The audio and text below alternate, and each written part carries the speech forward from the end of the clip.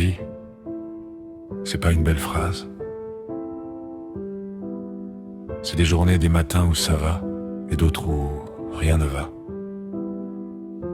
On vit des choses qu'on n'a pas demandées. Des pertes, des injustices, des coups durs, et cette question qui arrive comme une gifle, pourquoi moi? Franchement, c'est une question normale, c'est même une question propre. Accepter, c'est pas être d'accord, c'est pas dire c'est bien, c'est pas jouer les héros de salon. Accepter, c'est arrêter de se mentir, c'est dire ok aujourd'hui, c'est ma réalité.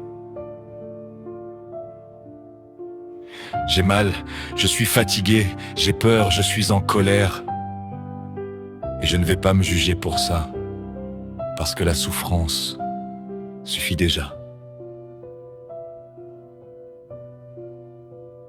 Il y a souffrir, et puis il y a souffrir plus, en se battant contre la souffrance en plus.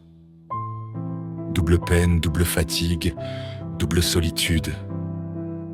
On ne choisit pas toujours la tempête, mais on peut choisir de ne pas s'y noyer. Parce que rester coincé dans le rôle de victime, ça a un prix, et c'est pas un petit prix. On perd du pouvoir sur sa propre vie, et ça épuise. Alors l'idée, c'est pas de devenir un héros. L'idée, c'est de devenir quelqu'un qui se relève, doucement, à sa façon.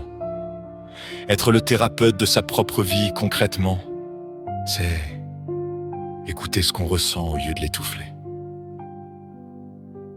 Comprendre ce qui nous blesse, au lieu de faire comme si ça n'existait pas. Apprendre à se parler avec respect et se demander qu'est-ce que je peux faire aujourd'hui, même petit, pour aller un peu mieux. Parce que parfois, aller mieux, c'est pas un grand changement. C'est réussir à se lever, appeler quelqu'un, prendre une douche, faire une promenade, dire non, dire stop, respirer. Et petit à petit, on découvre un truc étrange. Même les épreuves, elles apprennent. Elles enlèvent des illusions, elles arrachent le décor et elles laissent l'essentiel. Ce n'est pas la vitesse qui fait la vérité, c'est la direction.